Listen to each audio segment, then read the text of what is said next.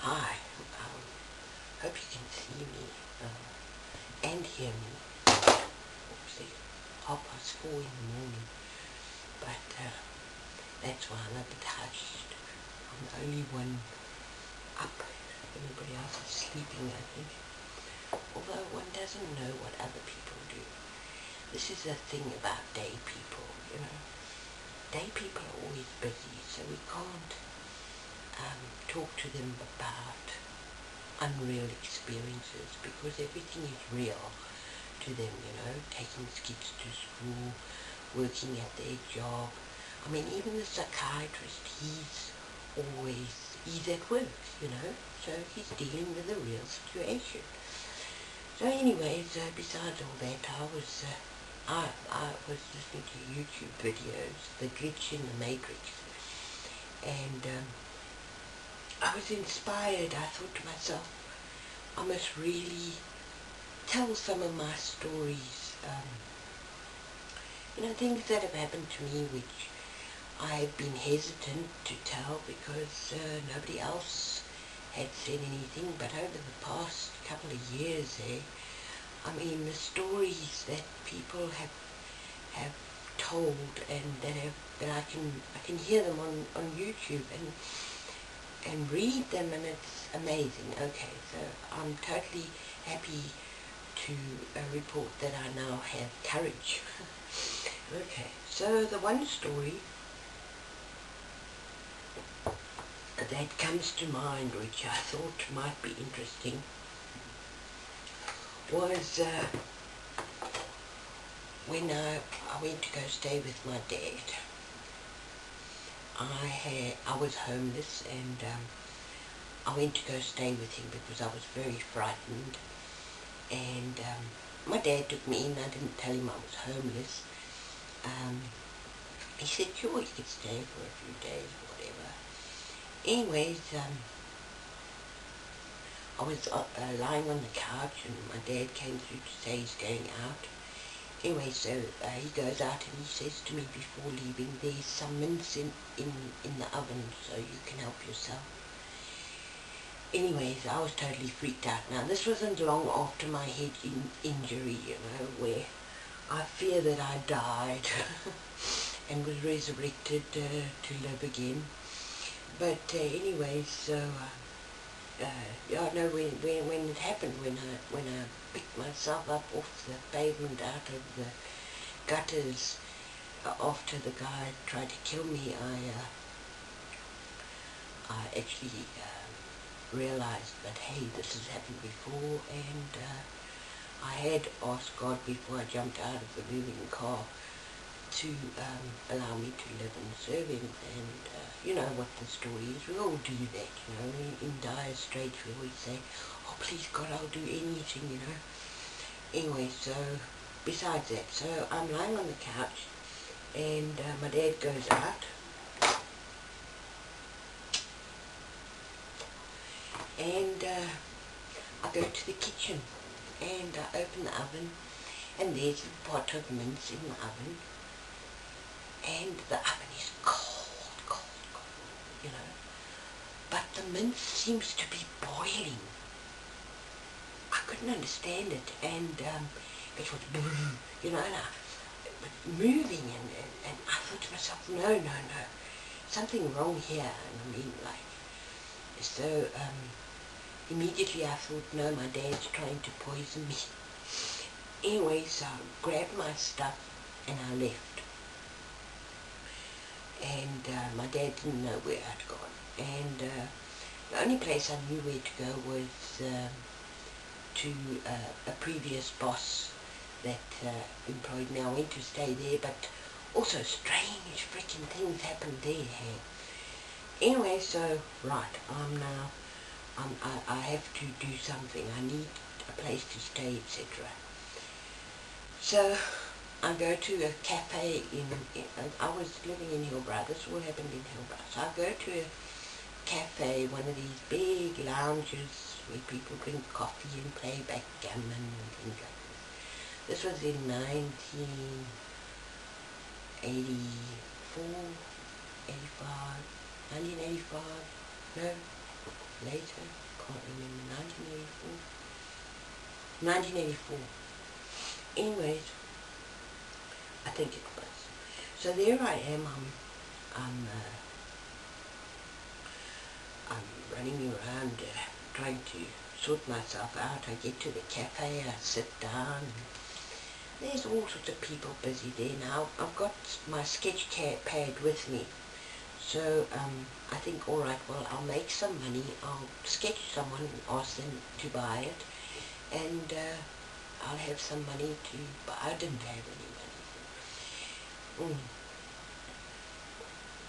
So I sketched this person, and I offered to, I'll go to them. I'm a very strange person. Anyway, so the person didn't want the drawing. And I sat down again a bit in despair. And this one chap, I saw him there, he was sitting on his own. I thought, oh, I can't ask him. So I went over to ask him. I said to him, please, can you help me with a place to stay? I need a place to stay. Please help me. And I mean, the place, there were no women that I could see there, you know, or couples or anything. But anyways, besides that, he looked like a decent guy. Anyway, so long story short, I go home with him, and he stays far out of Joburg. Anyway, so we get to, it's like a small holding. So we go there, and I've got a room, and well, I live there, but it's very strange. There's on the other side of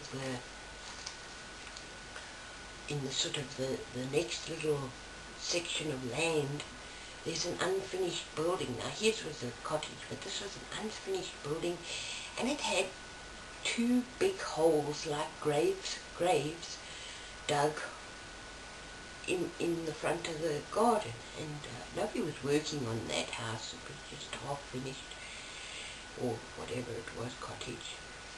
And those graves freaked me out, you know. Really too crazy. Anyway, so a lot of strange things happened there too, but the story I want to get to is that we used to go out to Joburg, and he was very good to me, a very nice person, but I was still very frightened, totally paranoid of everything. Everything was strange, I tell you. So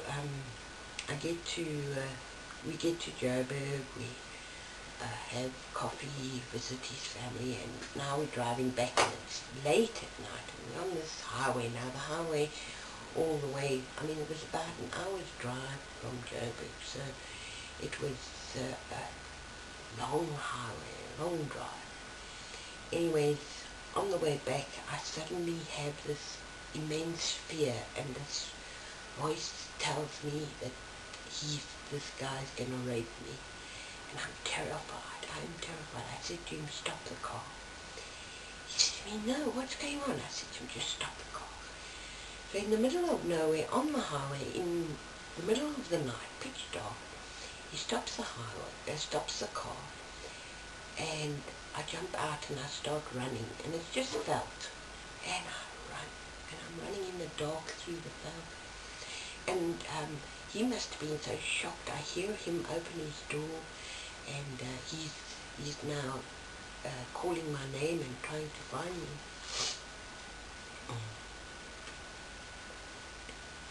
Anyway, so I get to the other side of this veldt, where there's a sort of a dirt road, and there's some trees. I can make them out in the dark, and he's calling my name in this, echoing in the dark and in the night, and anyway, I just hide there, and eventually he goes away and drives off. So right, so now the sun, the sky is beginning to light. Quite a hairy experience staying there in the veldt, very quiet. Anyway, so when the sun starts to rise, I can start to see my surroundings. So I see this house, but it's plot land, small holdings. And anyway, there's this house, and I'm watching it now. I think, all right, I've got to go and ask there for help. Somebody's got to help me. But I mean, I can't find my mother. That thought doesn't come to me, and when it does, possibly I am frightened because, I feel as if I've gone mad and I'll be in terrible trouble. I don't know why we always fear to tell our parents things, but anyway, so I think, alright, I must now help myself.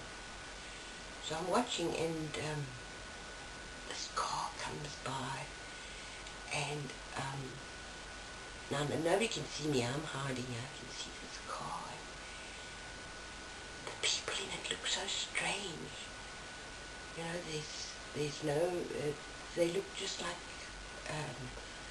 unmade mannequins sitting in the car as it drives past.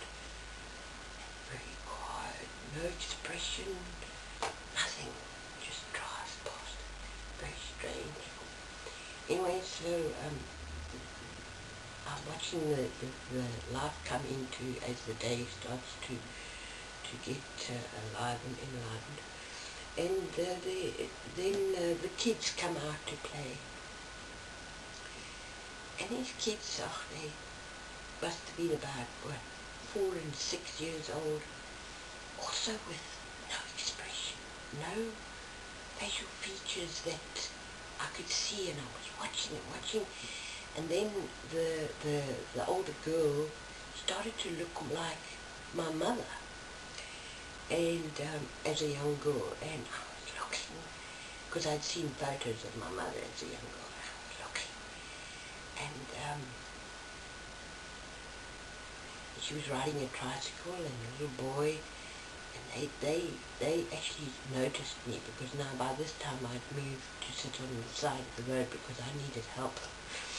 And anyway, so they started to notice me, and they pointed, and anyway, so I thought, well, I forgot, I did knock on the door. It was, I don't know what time, it was still dark. I did knock on the house of the house of the door, but nobody answered, and so I just moved back into the shadows. Anyway, so I was waiting there, and anyway, so eventually the lady came out and looked at me, and I couldn't speak. I don't know what was wrong with me. I was beside myself, and they must have eventually called the ambulance or something, the police, and they sent an ambulance. But before that happened, there were these poles with a netting. I'm sure you've seen it in like telephone wires, but then you've got a section where there's like netting. There's a couple of poles, and it looks like a big net, but anyway, it had broken. It was broken. Something must have broken the middle of it, because the voice in my head said, "You've fallen through the net." And I looked at this what appeared to be normal telephone wires with I'd fallen through the net. I couldn't understand it. Anyways, the ambulance arrived and took me off, and I ended up in a psychiatric ward in a hospital in Johannesburg. But yeah, so there are weird things that happen in people's lives, and we've got to talk. We've got to communicate with it. We can't talk to day people about these things, or normal people, because they tend to be busy. They're busy with their reality, and somebody sitting freaking out people just don't want to know your problems, you know, they don't. They don't want to know that there's anything strange. Obviously there are those who, when they go home and they're sitting with their family or they go out and they're talking to their friends, they will talk about paranormal stories or strange stories or, you know, spiritual things, or, you know, wasn't that weird how we said the same thing at the same time? But you can't talk to a person about that in a normal conversation, you know, walking down the road in the morning. Good morning, how are you? Did you have a weird experience yesterday? People just tend not to to want to go into those kind of things, you know, and send you off to a psychiatrist or a psychologist or say you need your head read, you know.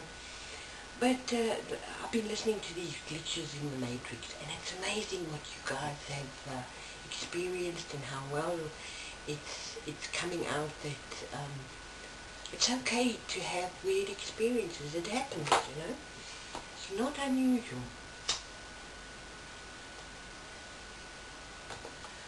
I mean, fortunately, what I have is my reality, and I love it because this is what I wanted.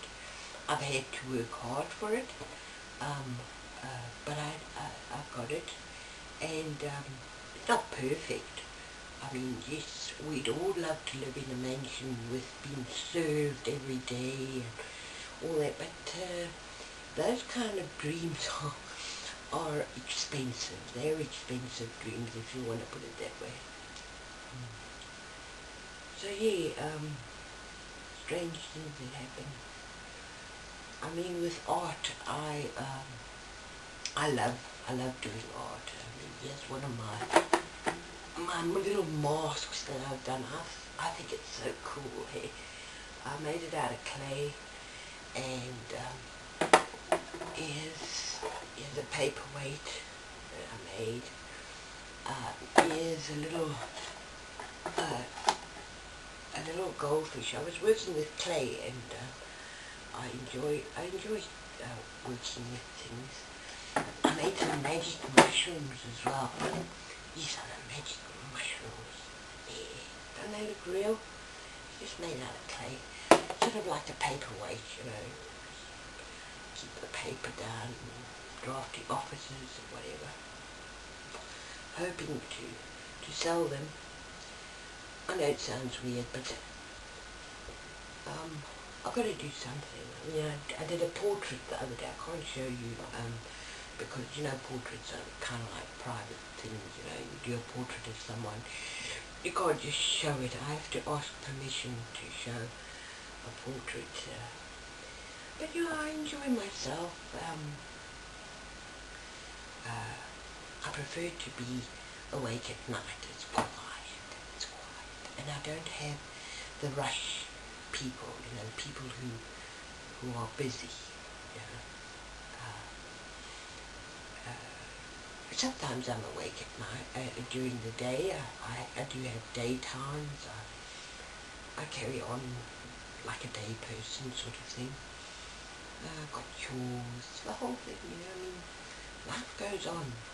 And of course, on the other foot, you've got me being busy, and an old acquaintance trying to talk to me about strange things, and I had to fob them off. I had to say, oh no, you can't cup of coffee now, I'm too busy, but yeah, some other time, you know. So, you know, these things happen.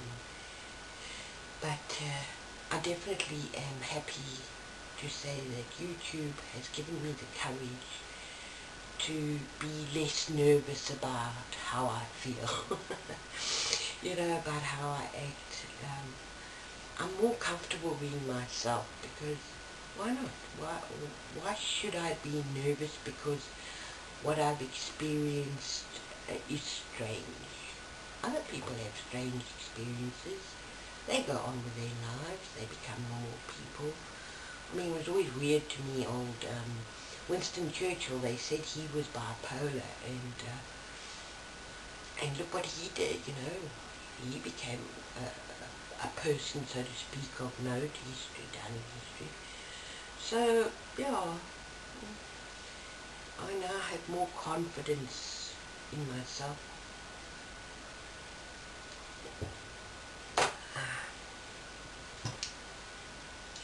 Otherwise, I suppose basically what I'm saying is that don't be frightened of yourself. It's like we're all interconnected. Like a lot of people are saying that. I'm not just sucking that out of my thumb. You know? I mean, we've all thought these things, but for someone to actually come out and say it makes it less strange. And not only one person has said it, but a lot of people. So we're all interconnected, and loving yourself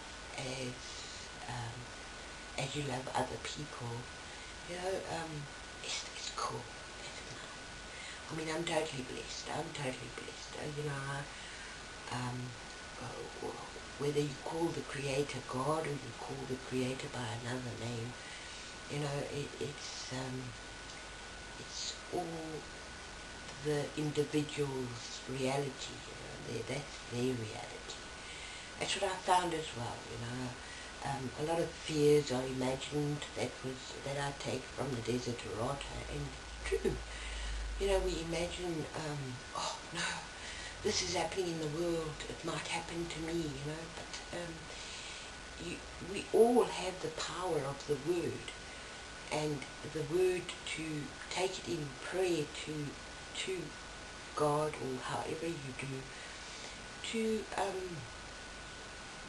have that power to say and think in your conversation with God, with your surroundings, or even if you're agnostic or don't believe in God, or atheist, or whatever the word is. Sorry, I don't know what agnostic means now. But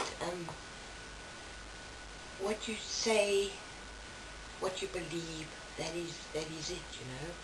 A lot of people, my mother-in-law, with the name of Jesus, has just pushed rapists and thieves far from her, you know. I mean, like, she doesn't take nonsense, and they run, you know. But this is what I'm saying. It's all about what you think, how you perceive yourself and your world, and that. It takes hard work, because sometimes you have obstacles, sometimes you have things that are not right, you know, this is not right. So it takes time, it takes effort. You can't just wish things to happen, you have to actually do something, you know. Like, you've got to, you know, when it says knock and the door will be opened, and ask and you will receive, you've actually got to knock. You know, you've got to knock so that a door will be opened, you know, or you've got to actually speak. You've got to, you know, excuse me, I'm hungry, can you help me, I need some food, or can you lend me 400 rand, I need to buy this, or whatever you want. I don't know, I'm not you, so you have to decide what you need to ask for, you know. At this very moment, I don't need to ask for much at all. I've nearly got everything that I need. I mean, I'm so happy in my studio at last. My studio, I've got a place where I can sit and draw and work with clay and, you know, do things, you know. I love it. I love it. I used to have a job as a junior artist in an advertising company, and it was the early 80s, 81, I think it was, and it was wonderful. I loved that job. But my boss, the head artist, he went and committed suicide, and I lost my mind, you know. So I just walked out of that job thinking that there's more jobs that I could easily walk into, you know. But that job was 1 in 1,000,000 and I lost out. But he taught me a lot, Shane, and I thought of him for many years. And the once when I was lost in Hillbrow, starving, I mean, there were strange things. I was, the people, they were elongated, long, and they were walking. I must have been, because I was really hungry. I just lived on water and one tot of vodka that some beggar had given me, you know. But anyways, and I remember I was thinking about my previous boss that had committed suicide, and I was looking at a block of flats. I was sitting in a park. I was looking at a block of flats, and suddenly, because the previous boss, he gassed himself in his flat. He also lived in Hillbrow at that time. And I was sitting looking and thinking about it, and all of a sudden one flat's windows exploded and glass flew everywhere. I mean, I was quite far from the thing. I was sitting in the park, and it was very weird, you know, the whole situation. That obviously it must have been a gas explosion or something, or whatever, I don't know, but it was very weird.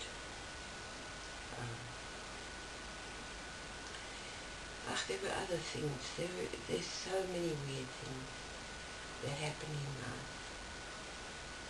But you can't tell everybody, you know. You can't, a lot of people don't understand. They so quickly judge, you know. Or they, like me and you, maybe, you know, you just don't, you haven't got the time for it, you know.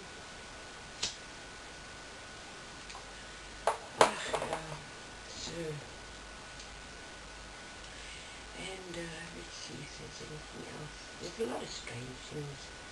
I mean, the most wonderful thing was my vision that I had of eternity, you know. But I have done a video of that already. So that's done. And I mean, even tonight, while I was sitting at my computer and I was working on it, I was listening to a story on YouTube, and I felt like I was surrounded by kids. Now this happens to me a lot. You know, I don't have kids. Had one, but he's about 30 now. Gave him up for adoption long ago. Another story. But you know, surrounded by kids, and one kid in particular, and I mean, I've learned.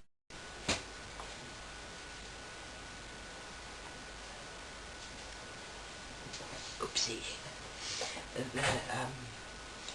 The camera memory got full, and I was talking to myself. Well, I am talking to myself, but so anyways, yeah, about the kids. And I put my teeth in. I had to wait while this thing was uploading to the computer. So anyways, the kids, yeah, I was surrounded by kids and talking to them, and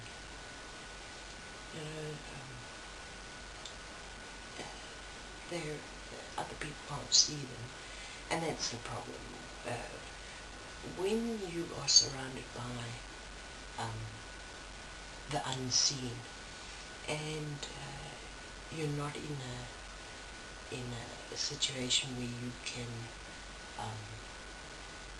communicate freely and be yourself, you know, then it's best not to do that kind of thing, you know. Just carry on normally and say to yourself quickly, like, hey, busy now, but inside, you know, don't say it loud. This is the thing that happens with a lot of people. They lose touch with reality. And the real people in the world, they tend to get a little bit edgy. So you've got to have an attitude. In Afrikaans we call it a houding. You know? You've got to have an attitude whereby you're quite comfortable and other people can be comfortable around you. Make yourself happy, and other people will be happy with you. So you appear normal, and they are not freaked out. So don't freak anyone out. So anyways, I lost my whole train of thought. I do know that when I stopped talking, I was saying that if people have problems, they must take it up with their creator.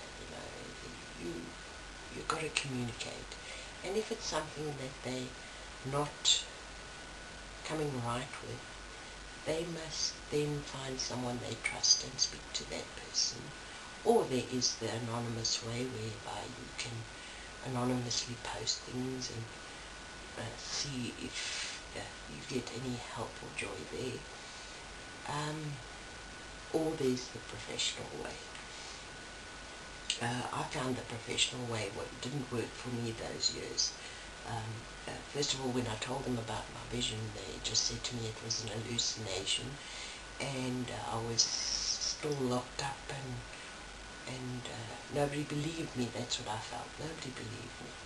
But my psychiatrist at the time, he did write me a long time ago that things have changed a lot since then, and I haven't really tried to speak to anyone professionally again, because I find that they sort of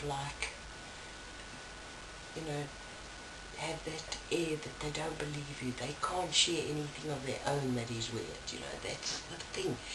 When you're communicating with someone, you've got to communicate with someone who has also the same kind of experience.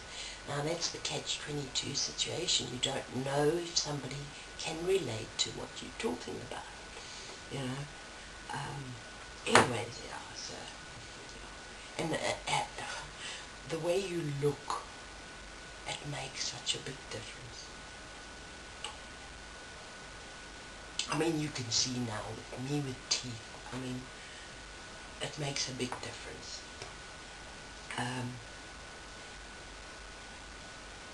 It's just going to be a natural thing. How you look, people are going to have a reaction to it. So, yeah, life is weird.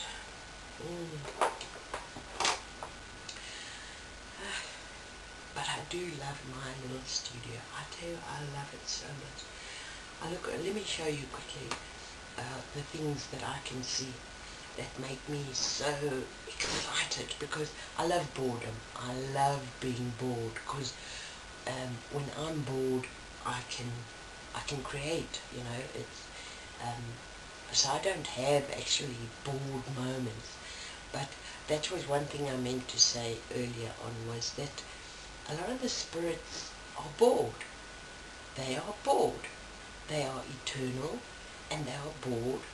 And so they want to create some kind of excitement, or a conversation, or something in their reality which will enhance their experience of life, whatever their life is. So one must always be aware of that and realize that, I realize that I am not going to be a pawn in someone's sick game, or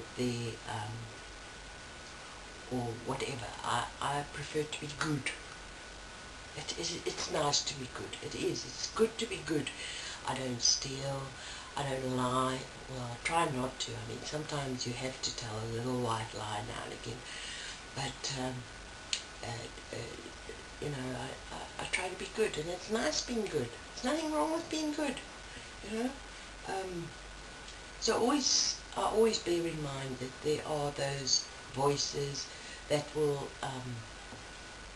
try and control a person to make them do something so that they can enhance their reality, whatever it is. I'm not going to be a pawn in anyone's thing like that, And the other thing I meant to tell you, I'm just going to show you my little place, is that I've got There's the light. An old computer, redundant. There's all my stuff there. There's my workies there. Some stuff on there that I'm busy with. And there's my art stuff. There's my nice Android phone I got. I'm so happy with my Android phone. And so on and so forth, you know. And oh yes, there's the wall that one day when this place was my music studio, that whole wall disappeared and I could see outside. I could see the cars and everything. It was weird. But anyway, this is my little workstation. I love it. So yeah, I've lost my train of thought again. Sorry about that. Got to balance this. Okay, so yeah. What were we talking about? Being good, and in moments of boredom, being creative. I love it. I love it. So awesome. So yeah, I don't know much else. I can't remember anything now that was important. Let's think.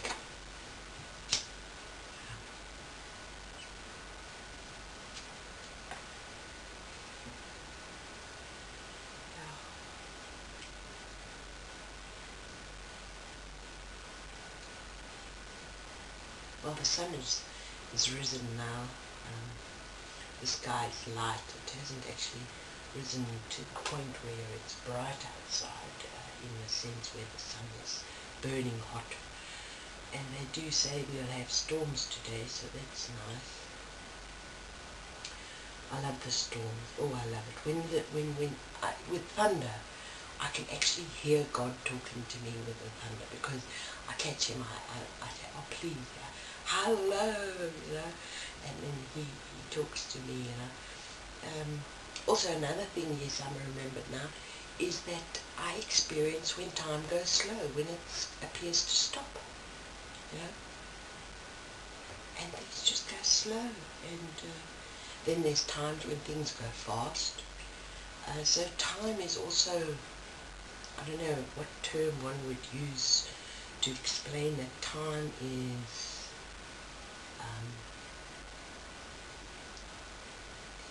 flexible. Time is flexible.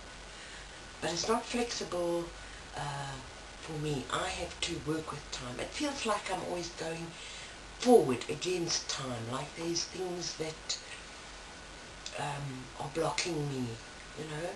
It's not easy to go forward. I'm sure you found it yourself. You know, if you want to do something, it's hard work. It takes effort. You know, so to move forward is going against what we know as time or reality. And going forward, I like to be good. I just do. I have to be. I can't fathom how other people, I mean, I read about them in the news. I can't believe some of the things they do. You know, they seem, it seems as if when they're caught in a mindset, you know, that they're doing things which are even alien to themselves, you know. So I guess what I'm saying is, remember that you are the main voice inside your head. You, when things are going wrong, you can actually say, all right, hold on, excuse me for a minute. I have to go and, I have to do something. I can't deal with this now. I have to calm down, or whatever, you know. You know, I've had those voices where they wanted me to kill they've wanted me to harm or break or do things, and it's never a nice experience when one has those voices that try to make a person do something bad. It's not nice. So yeah, I remember that I have the voice, I have the control, I have the word, and I can correct my houding. I can correct my attitude, because it all stems from me. What am I going to be? How am I going to be? How do I speak? So it's up to me to decide that. And so there's no need for people to fall for scary emotions. Sure, we get angry sometimes. Sure, we get mad sometimes. Sure, we make mistakes. But when you make a mistake, or you tell a lie, or whatever, you have the word to be able to say, listen, I'm sorry. I told you a lie. Listen, I'm sorry. That was wrong. I didn't mean to do that. And you have the life in you to be able to try and rectify your situation. You can go and do things, like show your world, whoever your world is, your mother, your father, your family, your friends, your husband, the people around you, your YouTube people, whatever, you can show them, listen, I'm cool, I'm okay. Whatever I did wrong, I'm sorry. Whatever I said that was wrong, I'm sorry. That's it. The power of the word that you can say. Now, I have been in that situation when I haven't been able to speak. It was like my lips were sealed. I couldn't say anything. And I have been in a situation where I haven't been able to think logically, to think clearly, and those things happen, and that's why I take my medication. It does help. First of all, the thing that happens when one is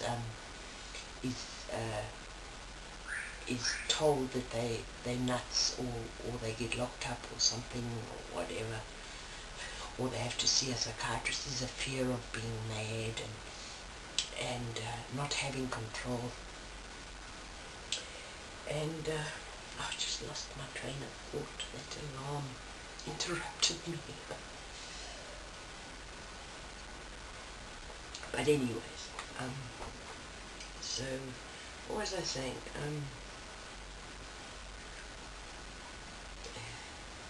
Totally interrupted now. Totally lost my train of thought.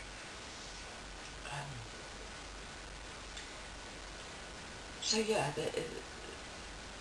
one gets into that state. That's right. I remember talking about when you get into a state of feeling panic, of not being able to express yourself, your motor functions. I've also been in that situation where my physical body didn't want to function, I couldn't do things. It was like, weird. But medication, that's right, the important thing. That's what I was talking about. Taking medication. When one first is in a situation where someone deems that you should take medication, it's actually a very good thing. But of course, for me, I've experienced it where, hey, I don't need medication. There's nothing wrong with me. You don't have to give me pills. And of course, fell down and not physically fell down, but fell down the rabbit hole with no control. So then I was in Sturkfontein for I was in Sturkfontein 4 times at 6 months approximately a time. And in that time I learned to take my medication because I could see the people around me, and they were acting out strangely, and I thought, geez, I know I've been like that and it looks weird. But if I hadn't seen them acting weird, I wouldn't have seen it in myself, and I wouldn't have realized that I'm not appearing normal.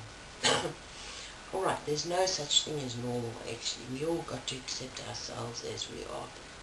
But the main thing is that the medication helps to calm a person down. And so eventually, after many years of falling down, so to speak, I have learned to take my medicine. And I take it every day, and I've worked with the doctors, finally realizing they're not the enemy, and saying to them, listen, this stuff is too strong, I can't function, or this stuff is okay, it's too weak, or whatever, this stuff is horrible, I don't want it, is there something else, and eventually, working with my psychiatrist, I got the right medicine, and it works for me. I'm able to function, I'm able to reason, basically able to be normal, whatever normal is. I know I'll never be accepted as normal ever again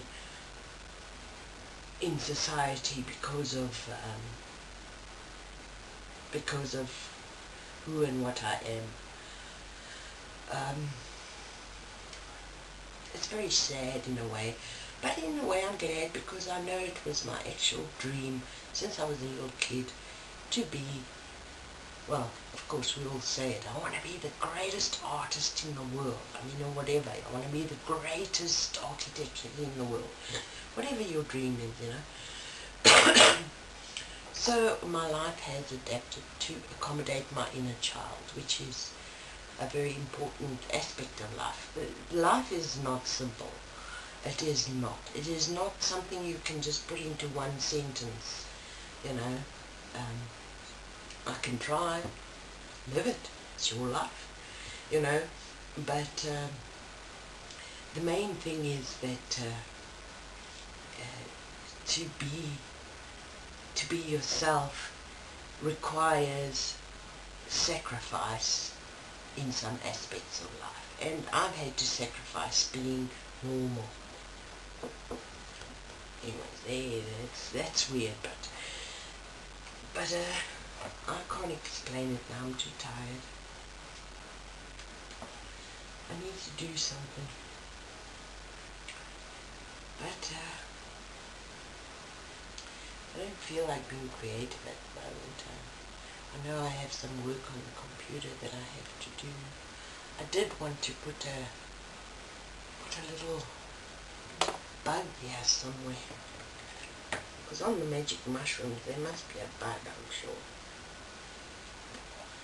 Hey, something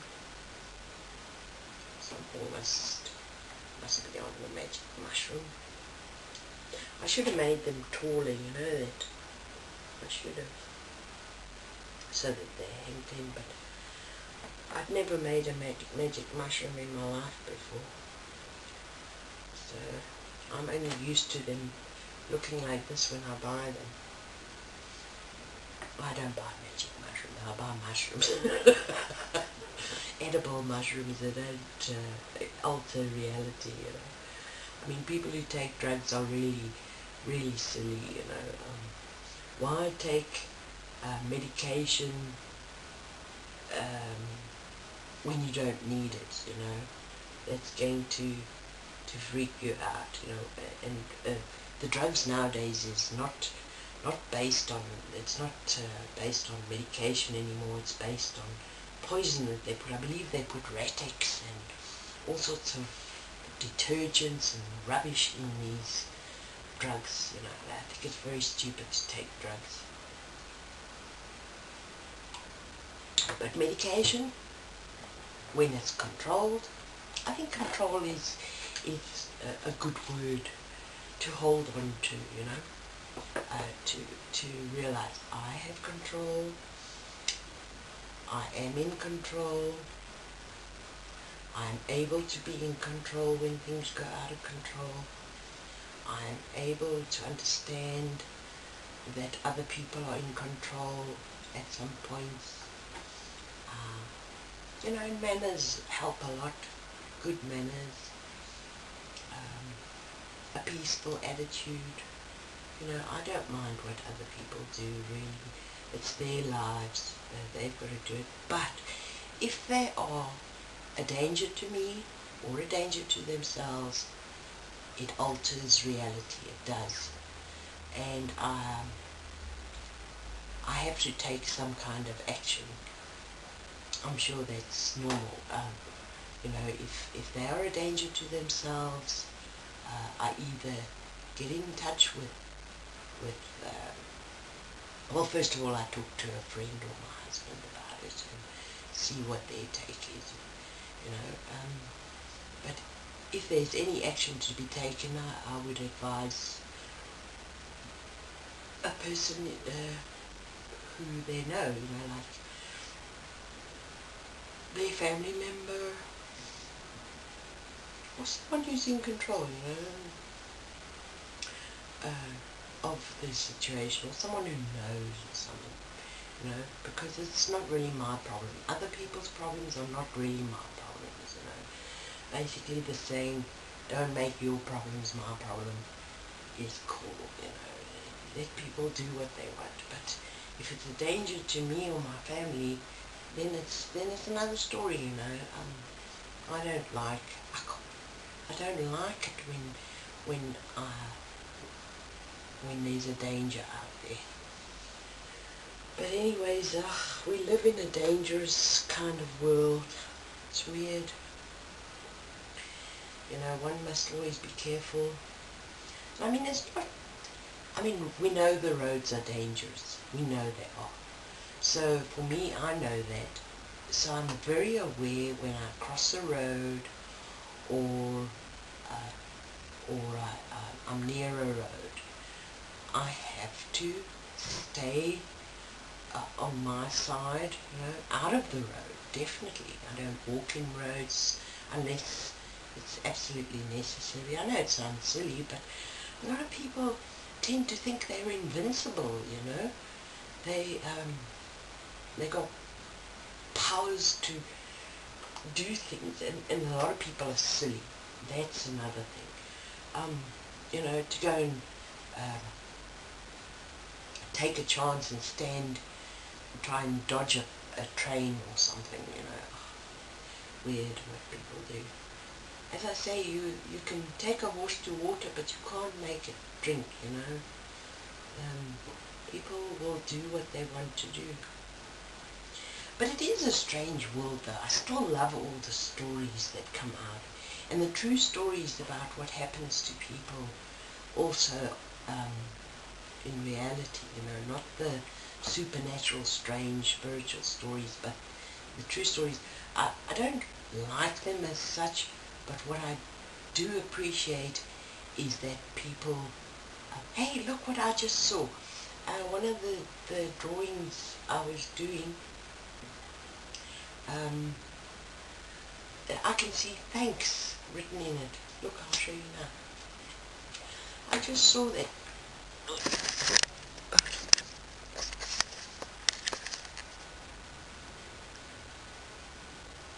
Can you see it? And I mean, that was just a scribble, whirl, you know. I didn't write anything there, but I can see thanks. Anyway, so, yeah. Right, I think I've spoken enough now. You guys must be quite sick of me. But yeah, do keep those true stories happening. And, you know, your experiences, no matter how weird they sound to other people, or how weird you think they might sound, it'll all help us one day to come to some kind of consensus where, hey, we can live together happily ever after. I mean, even though it's a jungle out there, even though it's a forest of mysteries, even though it's a dry desert scape that's got no water of life, we can all get along together. We can make this planet a beautiful planet to live in. Yes, there are things that have to happen. Food is another situation that a lot of people think about. We do. I was so freaked out when I was young that my geese were killed, you know. They came running out with their heads chopped off towards me when I called them. But anyway, look, and but then you grow up and you start to understand that life is mysterious. That even though death takes place, there is eternal life. We have a choice, eternal life or eternal death. What do you want? I mean, I die daily. Do you die daily? I'm sure you do. I'm sure you do. We all suffer little deaths every day, but we go on. And I mean, when you find yourself from one reality to the next, you know, it's okay. It's not the end of the world, you know. In the Bible it says it's a world without end. Sure, things can happen. A meteorite can hit us, you know, life can be extinguished. But that I don't want that in my reality. So me, I opt for NASA having a big asteroid terminator out there, being a hero, you know, moving the asteroids away from us or whatever. But you know, and I mean, here I'm back at my work desk, my desktop again, but I think it's too dark in here. The sun is already up, so that might give you some light. But yeah, it's the camera died again. Yeah, so I was talking to myself for a while. But like I was saying, you know, there are things that are not my kind of reality which I steer away from. Of course, what I was meaning to say is that there are going to be some people who want to destroy your reality. For some reason, I don't know what possesses them, they will want to freak you out or spoil your day or ruin your life or whatever. Now, those kind of things happen. They make the news, and it's very sad. And I don't prescribe to ruin anybody's day or destroy their lives or freak anybody out or anything like that. I'm just not that way inclined. So yeah, we just got to deal with it, you know. Deal with it the best way you can. I do it the best way I can. Yeah, so please, yes, always remember, keep those stories coming. And yeah, I'm sorry I made this thing so long, but it's been a long time in coming, this video as well. Time not on my side, so to speak, to get everything done in time. But once the seed has been planted, things do happen. One does get to complete dreams, complete goals and things like that. So yeah, I'm just busy. My arm's getting tired. I'm going to put the cam down. I'm going to put this on YouTube, and wish you all a wonderful, wonderful day, night, whatever, and enjoy yourselves.